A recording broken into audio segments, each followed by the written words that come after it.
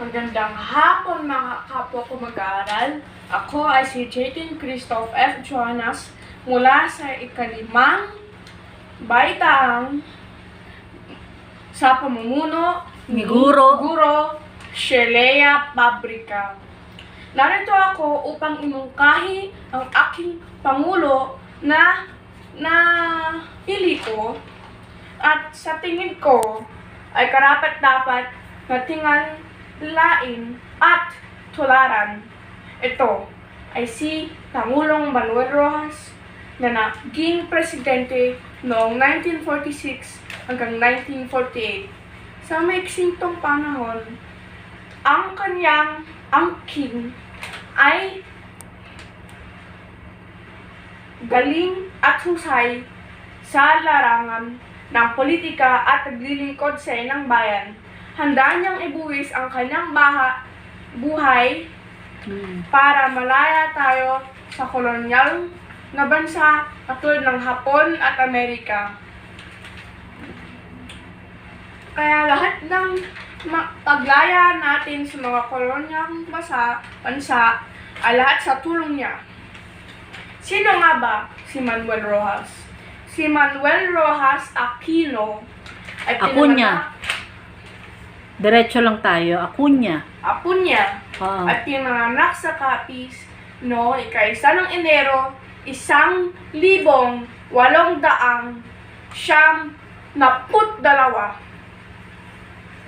Siya ay may maraming naging trabaho bago maging Pangulo. Siya ay naging pinakabatang Gobernador General Sa edad na 27. Sa edad na 27. 27. Siya ay naging isang abogado at Speaker of the House Sa loob. ng 12 Hindi. taon. Walang 12 years na lang.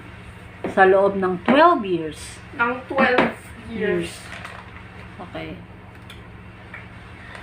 Siya ay nag-graduate sa University ng Pilipinas, yung nag-spend ng elementaryo sa Capiz at high school sa Manila.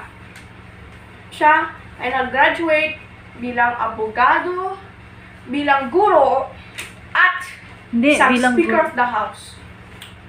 Naging abugas siya. Nakapagtapos ng abugas siya. Yan. At naging guro. Oh. Sinabi ko, di ba? Oh, sige. At siya nakuha ng 92% sa top bar exams niya.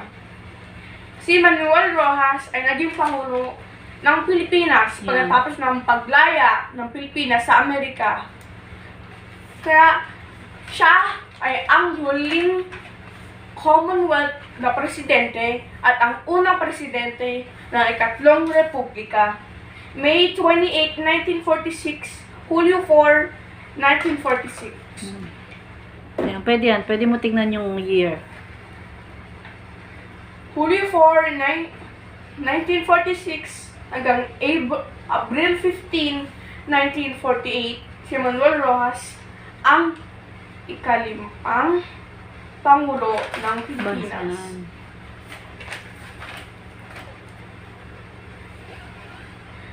Si Manuel Rojas ay lagi naaawa sa mga kawawa na walang makain na nasa kalsada, kaya gusto niya ng maayos na serbisyo at kumonte o mawala kung nagugutom at kung ginakaw. Kaya siya ay isang matalinong presidente at ginuntuan ang puso. Kaya siya Gumawa ng programa. gusto lang niya magserbisyo ng maayos sa Pilipinas at hindi niya kinailangan ng espesyal na pagtrato. Gusto niya maayos ang ekonomiya, kaya gumawa siya ng mga programa. Ang isang halimbawa ay ang Rehabilitation Finance Corporation na pagbigay ng 3 milyong pesos. 300. 300 milyong pesos para sa pag-ayos ng mga sirang gusali at pagbigay sa mga ng pera sa mga Pilipino na sira ang bahay nila at para din ayusin ang mga nasirang eskwelahan. Nagpautang, oo. At gumawa siya ng central bank, Bank. pagkatapos nun. At ang mga Amerikano ay tutulong sa pagbigay ng $680 milyong para sa Rehabilitation Act of 1946 kung bibigyan sila ng likas na yaman, pantay na pagtrato sa mga Pilipino at walang buwis na babayaran. Yan. Pikit mata na tinanggap lang ito ng mga Pilipino dahil kinailangan nila ang pera. Ang kinamatay niya ay nung inatak siya sa puso pagkatapos ng talumpati niya sa 1948. Kaya hindi natapos ang termino ni Manuel Rojas at ang susunod na president sa kanya ay si Elpidio Quirino. Ano nga bang natulong muna?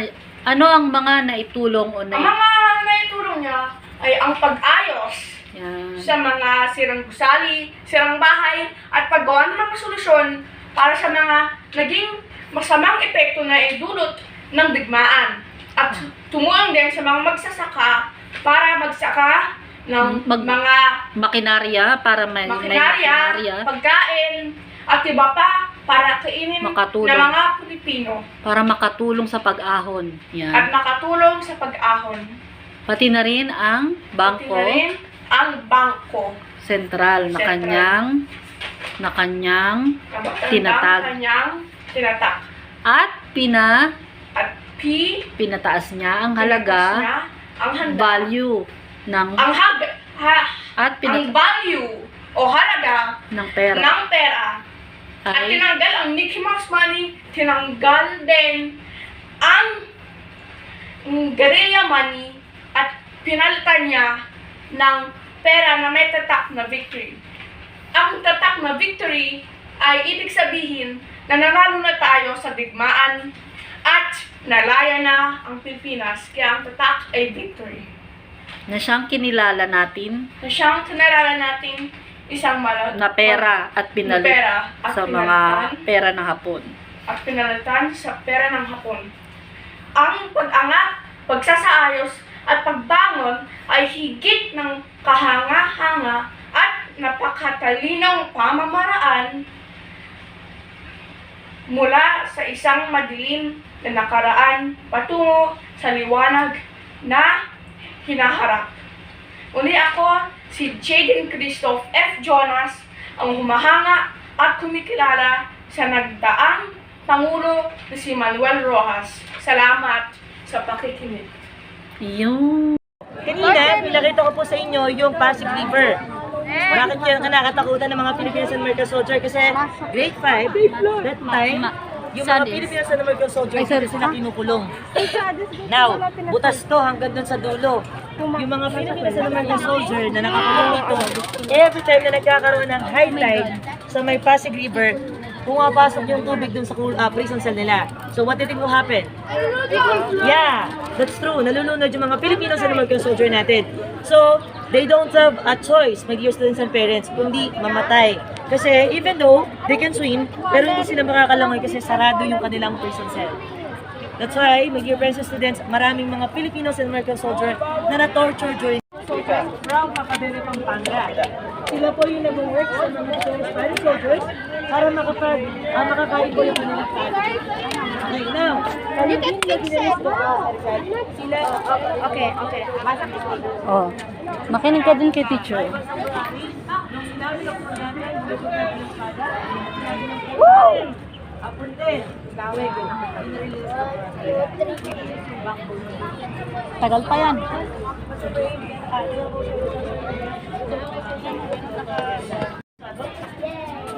So, dito sa kabilang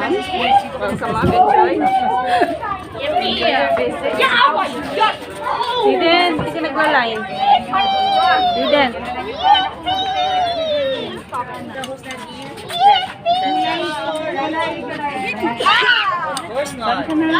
Hoy, Jaden, hindi ka dyan. Doon ka sa likod ni ano. Doon ka.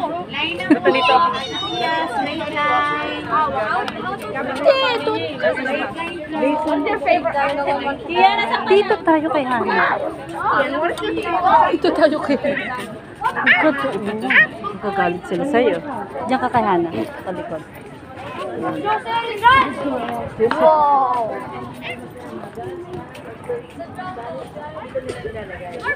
Inaanan natin kininadaris na Plaza Morales. So doon naman nag-assemble yung mga Spanish soldiers. Okay. So, yung dinaanan natin na bridge, that is the mud. One is the drawbridges here in Port Charles. Teacher! Pangit mo!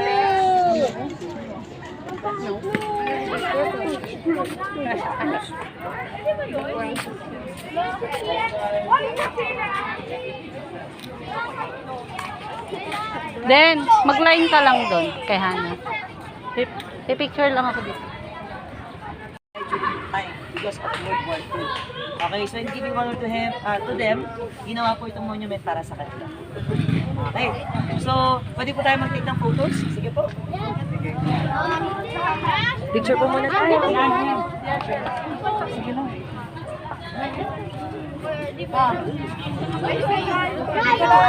Hidden! Nikolay! Just look here. Doon ka nga, Den. Hirap ko po. Wait, can you get the hat out? Can you get the hat out?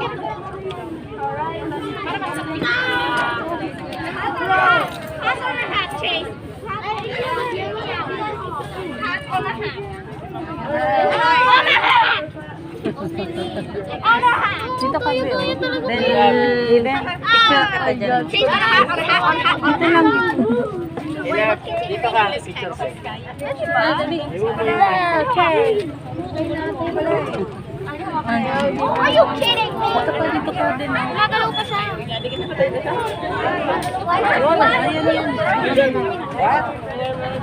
Tagal ka dyan. Hat. Mamaya na nga. Dito na lang. Naku, ang dikit nito mga to. Kung ano po yung nangyari during the time. Okay, and did you know Bus number 5, Bus number 8, I'm sorry again, that San Agustin Church is one of the historical and oldest church here in Manila, or here in the Philippines. Okay, so I heard that some of you are first time here, right? So this time, with your friends and students, I will give you time for you to pray and for you to raise the sign. Pero, hanggang dyan nandito tayo sa labas. Sorry again. Ay, hindi pwede pumasok. Yes, po. At saka may museum po sila, tsaka po ng garden. Nandiyan po si Don Miguel Lopez Villegaspi. Then, dito daw nakalibing si Don Miguel Lopez. May ano? May pera ka ba? Ano gusto mo? Sunglasses. Saan yun napipili? Ha? Hindi na. Hindi na, hindi na. Saan? O, picture kita dali. Harap ka dito, pe. Hindi, harap ka dito.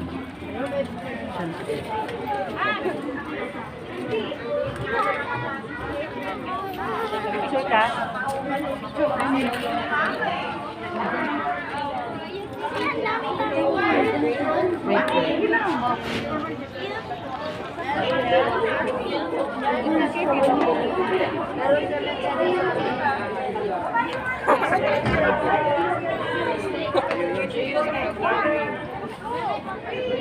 Malaglag ka, ha? Wow! Gano'n ka?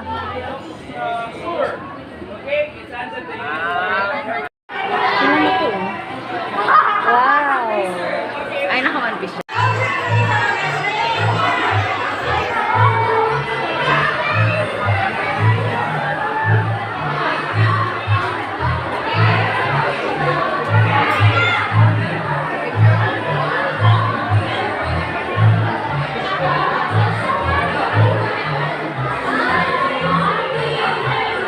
Tangkad Fidelity. Teka lang. Para sa kanilang sayaw na polka sa nayon noong panahon